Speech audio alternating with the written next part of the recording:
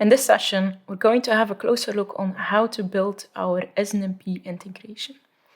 For this, we're going to start from scratch. So we're going to build up our protocol definition from zero. For this, we're going to jump to our Visual Studio and our DIS. To start off, I'm going to build a new protocol solution. So I'll just simply go to New, Data Miner Protocol Solution. Let me change the folder here and give it a specific name. Let's call it Dojo SNMP Basics. This will then automatically generate our solution and our default structure of our protocol definition. You might have seen this already. It has some startup sequence in there with triggers action, also preparing your quick action in case you would like to have some shared information. For now, don't worry about this. This is just the default structure that gets generated. So you will find, as mentioned, a startup flow in here with triggers, actions, and some quick actions. Don't worry about this. We're going to focus on SNMP integration. That means we will need to indicate that we're going to use an SNMP connection. The type of our protocol will then become SNMP. But let's first have a look at all these warnings that we see. For this training purpose, I'm just going to fill in zeros for the integration ID, but this is your unique reference of your development. So make sure to have a proper reference for this. Provider, I'm going to fill in Skyline. Same for the vendor, let's just call it Skyline. I will replace these X's as zeros for now. Same for the device OID. This is my unique combination for this vendor, for this specific device. This will become my integration. And my type, in this case, I'm just going to use example. Now, the only thing left was my type. What type of connection am I going to use? I'm going to go for SNMP. I could also indicate I will go for SNMP v2. And at this stage, I would always recommend to go for SNMP v2 and not just the standard SNMP v1. Now, there's no harm if you would just go for SNMP, because at the runtime, when you create your element, you can still select SNMP v2 or even SNMP v3. So you don't need to change your definition for this. Now, why would I fill in SNMP v2? Because then my colleague, my other developer, could see, okay, all the mechanisms used in this development comply with SNMP v2. So I'm not limited to the things that are in SNMP version 1. What else do we have? If I go to the bottom of our development, we have port settings. What's port settings? Well, this will help me when I create my element in Data Miner, how I need to fill it in. Maybe you already know how many retries you want to do, or maybe you want to make sure that the bus address is not there, so you will not get confused as a user. So let's give this a name, call it SNMP connection, and I can give it, for instance, the bus address that I just mentioned. I'm going to disable it, because I know I will not need this. Of course, if you do need it, you can keep it available and even provide a default value in there. For instance, I would like to change the amount of retries. By default, it's always 3. So even if you do not fill it in, it will be 3 retries after your first attempt of getting information. I can change this to, for instance, I only want to have 2 as a default, or you would like to have more. Now, what is a retry? I didn't really mention it. Whenever you're going to send out a request to your data source and it would fail, there would be a timeout. I didn't receive information within a given time. It would try again. So I can define how many times it should try again. So for now, I just set up that I will use SNMP, and I made lives a bit easier for the person creating the element. Now, we didn't define what parameters I would like to receive at this stage. Now, there are various ways, and you will find your SNMP parameters in your MIB. And in DIS, we have a MIB browser. So you can go to Tools, Windows, and go for the DIS MIP browser, and then you can basically see all of your information which is available or made available by your vendor. In this stage, I already have some files loaded, like the default SNMP MIP files are loaded in, and we will be using them. For your integration, you can simply add your MIP files, load them into your MIP browser, and you will find them in this tree as well. To add different parameters in your definitions, there are various ways. So you could go to, for instance, the system information. I'm going to drag and drop them in my parameters list, and this will generate the XML structure required for parameters, and it will include, as you can see, the SNMP information. So all the information that is available in the MIP of your vendor will be shown in here as well. Now, to get started, I'm not going to use this drag and drop. I'm going to use a different means of doing this, and it's generating something from a MIP file. I'm going to right-click and generate parameters. So keep in mind, I have to be inside the parameters component. We have parameters here, and I will right-click, generate parameters, and I have a nice wizard to help me through all the steps required to basically build my entire logic to receive the SNMP information. So I'm going to go for the input type MIP, because that's SNMP, and here you can find a similar structure as we had in our MIP browser.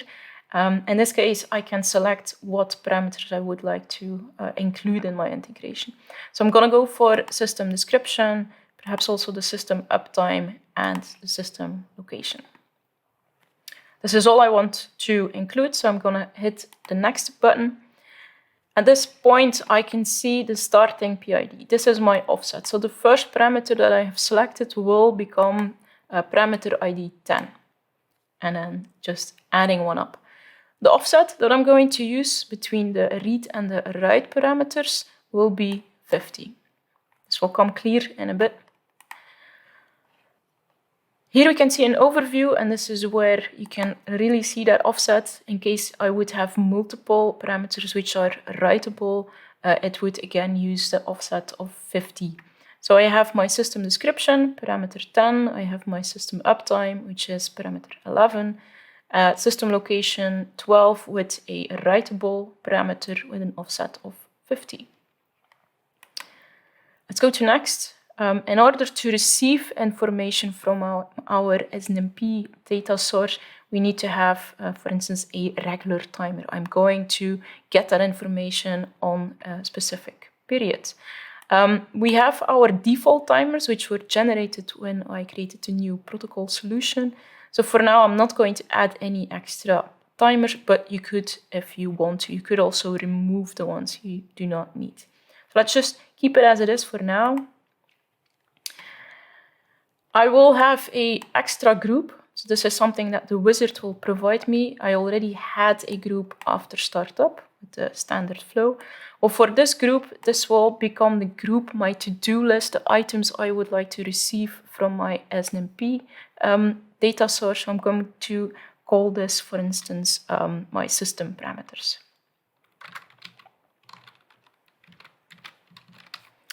And let's give this the same name. Now, personally, I'm always used to have a specific naming convention for names and description. So let's just adapt it to my personal preferences. I would say it's going to get system params. So maybe let's just add system there.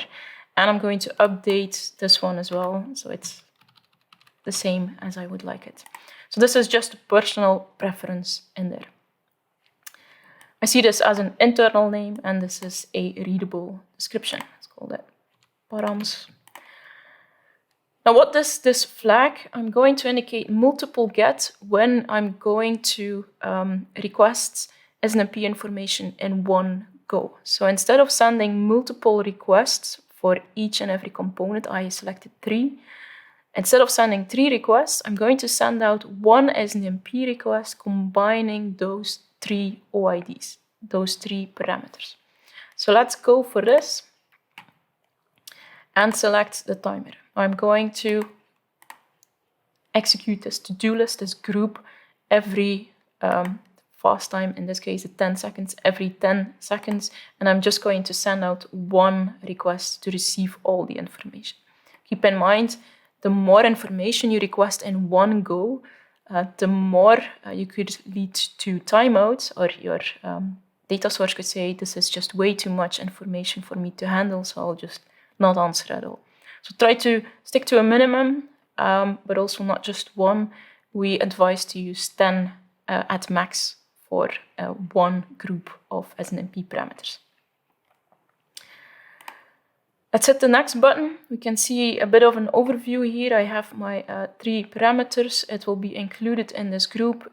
In case I would like to change it, I could still change my groups here. And let's hit the finish button. So what did this wizard generate? I have all of my parameters. Let's go to the TIS tree, might be easier. I have my parameters created. So in this case, I have 4 parameters, 3 of my read parameters and 1 the writable. I have a group created to receive my information. You can find a multiple get here. So this means that these 3 parameters will be requested in one request towards your data source, and I have my group included in my timer. So at this stage, I could actually go and publish this to my data miner and have a look if it works. Let's go to data miner and create a new element.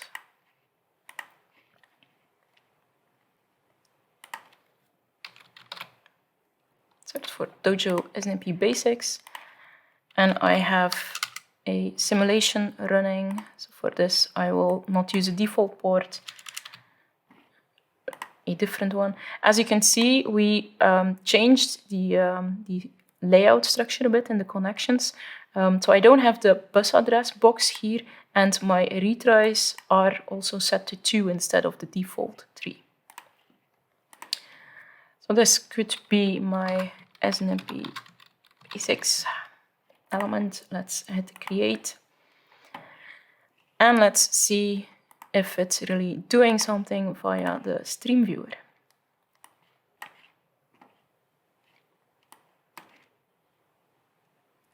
Let's have a look. We have our group 10, which is receiving those 3 parameters, and it will update it every 10 seconds. Now, at this point, should I be seeing my information in the element or not? Because you might have already seen in my data page, there's nothing there, but I did define my parameters. Let's have a look in our protocol definition. We might have missed something.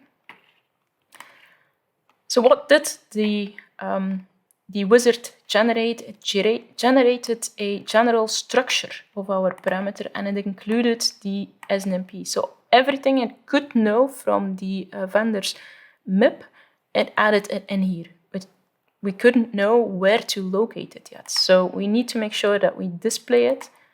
Let's use the display editor, and we can just select these items, drag and drop them. We could change the position if you want by just dragging and dropping. And as you can see, I have a read-write item here because system location had a corresponding writable parameter. Let's also include this. Let's apply and hit publish again so we can see our changes popping up.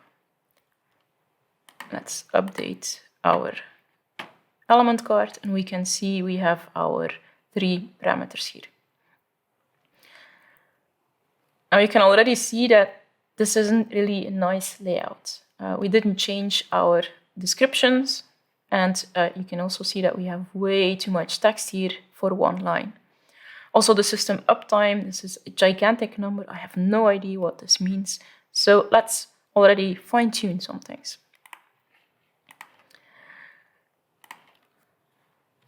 Maybe let's call this system description in full. And let's jump to the system location. Let's also add system.location Don't forget to update the write as well. I skipped the uptime. This should also be system. So now we just updated the descriptions. But as you saw, let's go back. As you saw, this was just a bunch of text, which was larger than the amount of space that we created. So we want to have some extra lines for this one. Display is always in the measurement. So let's go to the description parameter and go to the measurement. I'm going to display it as a text. And I'm going to use the lines option to add extras. For now, let's just add 7. We did some small changes. Let's already have a look on our end result. We can see that we have now a bigger box to indicate our system description. We have a nice system description, system uptime, system location. So the only thing that is left is the uptime. For this, we're going to use a nice feature called time. It's an option. Again, this is how I want to represent it on screen. So I'm gonna go for the measurement. Let's just double check. We're in the system uptime. The type, I'm gonna go for options time. And because this is in hundreds of seconds, I will need to add a bit of a calculation, so it will make sure that our time option will display it correctly in the correct format. And for this, I'm going to use the sequence. And I'm going to divide it by 100. Now, why do I need to divide it? It's due to the option time. Have a look in our development library. Even for other features, you can see how this really works.